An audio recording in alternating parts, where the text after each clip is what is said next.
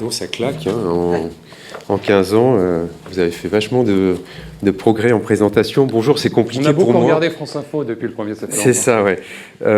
C'est compliqué d'ouvrir et d'essayer de cette journée et d'essayer effectivement de chauffer un peu la salle de bon matin.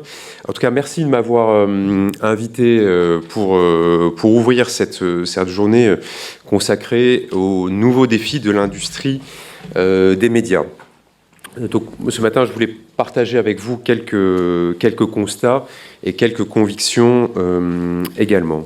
Définir les nouveaux défis de l'industrie des médias, c'est comprendre pour chacun d'eux, pour moi, 3 choses. Tout d'abord, comment la numérisation des médias transforme radicalement leurs usages, donc modifie en profondeur la manière dont l'offre doit être conçue et proposée. Ensuite, comment la fabrication de cette nouvelle offre numérique oblige à inventer de nouvelles méthodes de travail et d'organisation, de nouvelles pratiques professionnelles. Enfin, comment à la fois la production médiatique et les nouveaux modes de distribution nous confrontent à une nécessaire réforme des financements des médias avec cette spécificité pour les médias de service public. Pour ces 3 défis, éditoriaux, professionnels, économiques, les réponses ne sont pas les mêmes que l'on soit médias publics ou médias privés, mais certains enjeux, eux, sont communs et d'autres propres au service public dans l'exercice de ces missions. Donc tout d'abord, le premier défi pour moi, c'est celui de la mutation des usages donc de l'offre. On peut partir d'un exemple très récent, même tout récent, pour pouvoir vous montrer avec une certaine évidence la manière dont Radio France fait aujourd'hui évoluer radicalement la relation qu'elle entretient avec son public. Et cet exemple, c'est celui de France Musique. C'est vrai qu'on parle rarement de France Musique, mais j'en ai l'occasion puisque depuis hier, nous avons lancé une nouvelle offre numérique de France Musique. Cette offre, elle part d'un double constat, celui de la grande richesse de notre offre radiophonique, et de l'offre musicale en général de Radio France, mais aussi celle d'une audience vieillissante qui nous imposait 2 actions. Une refonte éditoriale, avec moins de paroles, plus de musique. Ça, je l'avais mis dans mon programme il y a 2 ans et demi quand je suis arrivé à Radio France. Et puis une nouvelle offre de distribution, une nouvelle offre numérique pour aller chercher d'autres publics une fois que l'éditorial est repensé. Et c'est ce que nous avons fait depuis hier. Nous avons suivi pour cela une méthode nouvelle, parce qu'elle repose pour nous sur une construction d'une équipe dédiée qui mixe à la fois l'éditorial et le numérique, qui a conçu cette offre dans un dialogue agile de telle sorte qu'elle réponde à la fois aux modes d'écoute actuels, il ne faut pas les perdre évidemment, mais en même temps aux exigences nouvelles qui sont devant nous. Les modes d'accès via Internet à l'offre de programmes de la chaîne ont été multipliés et ils vont être encore diversifiés. Et l'offre va s'enrichir dans les semaines à venir avec de nouvelles opportunités grâce aux web radios de France Musique qui seront ouvertes début décembre. Nous nous sommes appuyés sur l'exemple connu et aujourd'hui couronné de succès depuis le début d'année avec FIP, puisque pour la première fois depuis le mois de janvier, nous avons lancé des web radios de FIP. FIP qui est une radio qui a peu de fréquences hertziennes, mais aujourd'hui un succès très important en numérique, puisque 75% de son audience est numérique. Nous avons ainsi créé les conditions pour un essaimage sur l'ensemble des plateformes de la nouvelle offre numérique de France Musique, donc sur l'ensemble des autres plateformes en dehors de Radio France. La stratégie éditoriale, elle est donc simple, offrir les antennes publiques sur l'ensemble des réseaux qui désormais constituent des relais à la dissémination médiatique et culturelle pour toutes les classes d'âge. Quelle sera la prochaine étape pour nous ? Inventer les moyens d'un renforcement de la présence des productions culturelles et musicales du service public. Cela passe, à mes yeux, par une plus grande mise en valeur de nos productions, que ce soit celle de France Musique, je l'ai cité, mais par exemple de France Culture ou des formations musicales de Radio France, et par des alliances avec les autres services publics. Je pense en particulier à Culture Box ou Arte Concert, avec lesquels nous avons déjà l'habitude de travailler. Chaque fois que les médias publics sont producteurs, et Radio France, je le rappelle, produit l'intégralité de ce qui est diffusé sur ces antennes, ils peuvent déployer et développer des moyens communs de distribution pour leur production, pour aller ensemble au-devant des attentes des publics.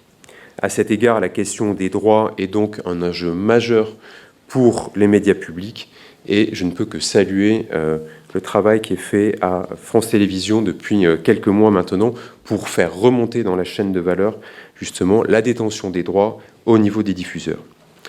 Cette stratégie, elle répond à une urgence pour nous, médias traditionnels, couper court au détournement de la relation au public au profit des plateformes numériques mondiales et à la captation de la valeur, mais aussi des données qu'elle entraîne. Il en découle 3 enjeux. Recréer un lien de fidélité avec les auditeurs sur nos services numériques, c'est fondamental. Sans le lien affectif au service, nous laissons le champ libre aux GAFA. Et ce champ privilégié, ils ne manqueront pas de l'exploiter directement à partir de nos productions. Ils l'exploiteront de 2 façons, par les données personnelles qu'ils captent, qui leur permet effectivement derrière de pouvoir vendre de l'audience et maintenir ce lien fort avec finalement nos publics à nous. Enfin, il s'agit évidemment de ne pas abandonner la valorisation publicitaire ou marchande de nos productions à des plateformes tierces qui distribuent nos créations et les exploitent sans contribuer au financement de la production culturelle telle que nous la connaissons en France. Là encore, un exemple concret. Aujourd'hui, nos podcasts qui connaissent de plus en plus de succès sont proposés par des agrégateurs qui accompagnent ces podcasts de publicité. Donc ils les valorisent à partir de nos créations et ils en tirent le plus grand profit.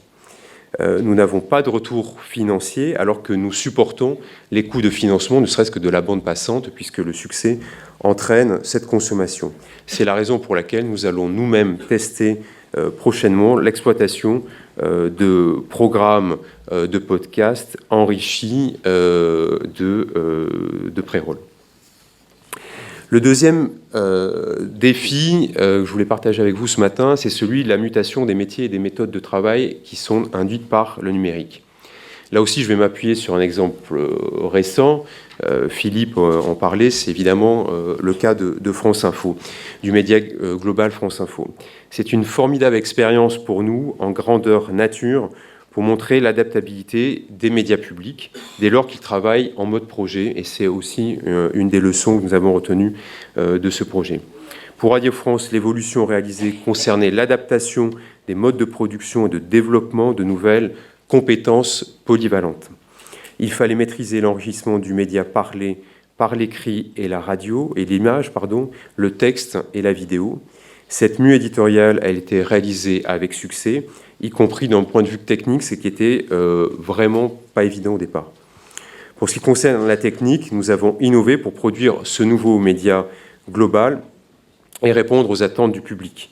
Nous avons créé un nouveau studio avec une nouvelle régie qui regroupe elle-même 3 régies en une, la radio, la télé et la partie multimédia. Ainsi, la règle qui nous guide dans ce changement très concret dans nos habitudes de travail est simple.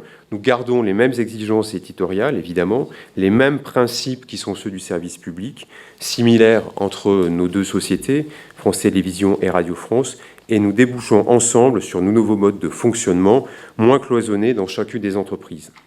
En termes de gestion du changement, nous en tirons une première leçon. L'avenir de nos entreprises de médias passe par une adaptation de nos organisations aux usages, c'est-à-dire au public, et non l'inverse. Penser les mutations des métiers et les méthodes de travail pour construire ces nouvelles offres est la priorité, et non de concevoir avant des structures ou de repenser les structures de groupe.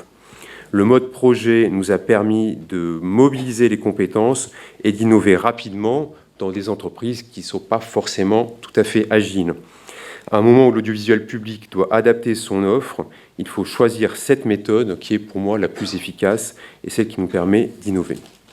Deuxième leçon que nous avons retirée de cet exemple France Info, les évolutions vers le média global permettent d'offrir à nos collaborateurs des perspectives d'évolution professionnelle, d'acquérir de nouvelles compétences, de les accompagner dans leur évolution professionnelle et là aussi dans un enjeu managérial, c'est très important pour nous. Ce qui a réussi, c'est l'appropriation d'un projet commun par les équipes de production, journalistes et personnel technique, nourris par une même envie et un même sens du service public. Pour faire face aux enjeux considérables de transformation qui sont aujourd'hui devant nous, il faut toujours partir des usages, c'est ma conviction. Concevons nos projets éditoriaux en créant l'adhésion à une nouvelle démarche, l'innovation dans les métiers et la satisfaction partagée d'avoir construit une nouvelle offre. Enfin, le troisième et dernier enjeu pour nous, médias publics, c'est la mutation des financements. Les médias publics, comme les médias privés, d'ailleurs, doivent s'interroger sur leur structure de financement et sur la pérennité de celle-ci dans l'univers numérique. La chaîne de valeur connaît de très fortes évolutions. Ce sont principalement les médias privés qui en sont affectés, mais les médias publics, eux aussi, avec leur financement propre, ne sont pas exclus de ces transformations. Contrairement à une idée reçue, le chiffre d'affaires des 10 principaux groupes de communication audiovisuelle européens a bondi de 52% entre 2010 et 2015. Dans un contexte économique qui était passablement déprimé, c'est appréciable et cela témoigne du dynamisme économique de nos marchés porté par la croissance numérique. Dans le même temps, le questionnement du financement des médias publics n'a cessé de se poser. Partout en Europe, la mauvaise santé des comptes publics a entraîné des efforts de rigueur demandés aux radios et aux télévisions publiques, qui globalement ont vu les montants des redevances stagner depuis 5 ans. À nouveau, nous allons prendre un exemple un peu concret, c'est celui de la redevance qui aujourd'hui s'appelle la contribution à l'audiovisuel public. On a certes changé le nom depuis 2009, mais on s'est arrêté sur la réforme en chemin. Aujourd'hui, nous avons encore une redevance qui est liée à la détention d'un poste de télévision. Vous comprendrez que pour un patron de groupe de radio, c'est assez original de se faire financer sur la base de la détention d'un poste de télévision, alors même que l'accès aux médias passe de moins en moins par ce canal-là et que la plupart des foyers, pour ne pas dire tous, aujourd'hui ont plusieurs moyens de recevoir la radio et la télévision grâce à leur smartphone. Le débat sur le mode de financement des médias publics, il doit avoir lieu, et j'appelle à ce qu'il ait lieu dans les prochains mois, ne serait-ce que pour tordre le cou aux vieux démons prônant la paupérisation des médias de service public sur le thème « Les médias de service public n'ont qu'à faire finalement ce que le privé ne fait pas » et s'arrêter à cette seule et unique définition. Les exemples internationaux, là aussi, sont intéressants. On voit au Canada, après des années de coupes budgétaires, que le nouveau gouvernement Trudeau a décidé d'investir massivement dans l'audiovisuel public pour les 5 prochaines années, 675 millions de dollars canadiens sur 5 ans pour moderniser et revitaliser Radio-Canada et ainsi lui permettre de faire face au virage numérique et à cette concurrence très forte de son voisin nord-américain. Et c'est le cas également en Allemagne, qui depuis 2013 a revu le mode de perception de la redevance avec une redevance universelle qui repose sur chaque foyer fiscal. Donc ça a permis deux choses, de ne plus avoir de fraude, ce qui n'est pas si mal, et bien sûr de pouvoir sécuriser le financement des audiovisuels publics dans un rapport très exigeant entre l'organisme qui répartit la redevance en Allemagne et les différents médias de service public allemands.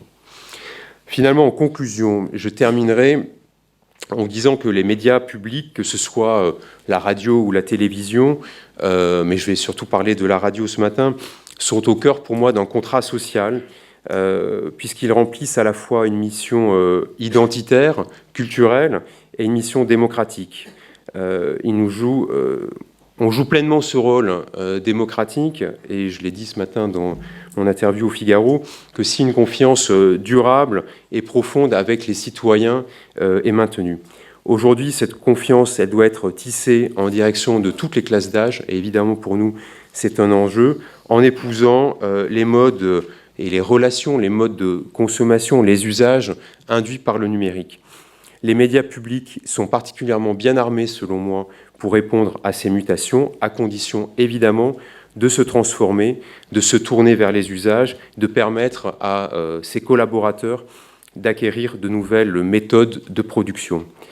Finalement, pour terminer sur Radio France, je considère aussi que nous avons un enjeu dans cette concurrence forte induite par le numérique, mais qui nous offre aussi beaucoup d'opportunités. C'est pour maintenir ce lien avec les publics. On le voit bien, notamment les publics les plus jeunes, c'est l'importance de disposer d'un lieu physique.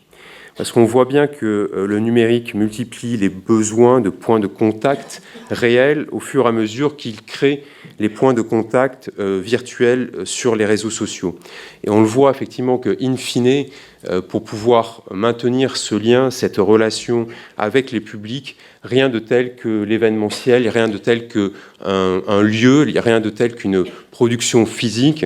Et la Maison de la Radio a cette chance. On a pu encore l'expérimenter la semaine dernière avec une nuit américaine consacrée à ces élections. Nous avons accueilli 4000 personnes pendant toute cette nuit, qui finalement faisaient du lieu le dernier endroit où toutes les connexions se faisaient in fine, une fois qu'elles étaient faites sur les réseaux sociaux, une fois qu'elles étaient portées sur les plateformes, une fois qu'elles étaient écoutées sur nos antennes, ce besoin de se retrouver, ce besoin finalement d'être dans l'incarnation. Nos antennes et nos émissions, elles sont pour moi des marques globales qui, à l'heure du média global, réclament justement ce lien physique à côté du plurimédia, du son, de l'image, du texte et de la circulation de l'ensemble de modes de production sur ces réseaux numériques.